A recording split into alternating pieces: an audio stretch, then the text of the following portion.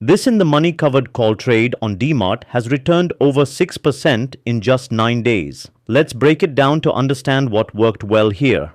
On the 30th of July, the stock broke out on the upside on high volume. At this point, it came on our radar and we started watching it for possible entry points. The stock took support at the 50-day moving average, once on the 4th of August, then on the 11th of August, at which point we took a long position using futures. Our fill price was 4,188.70.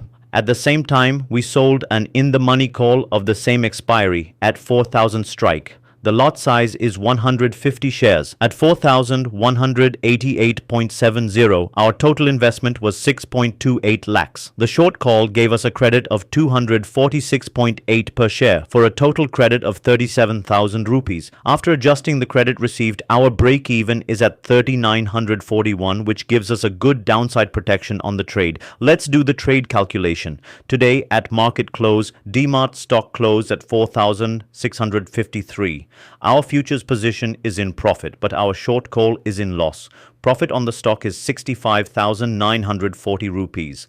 Loss on the short call is 57,480 rupees. The difference between the two is the extrinsic value that we have captured, which is 8,460 rupees. Return on invested capital of 6.28 lakhs works out to 1.34%.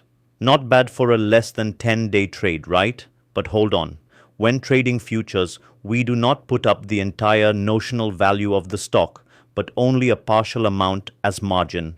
In this case, the margin blocked was 1.32 lakhs. So, effectively, our return is 6.40% on the capital deployed. That's why we love ITM covered calls. For strike selection help, comment below. If you liked the video, give it a thumbs up, subscribe, and share for more similar videos.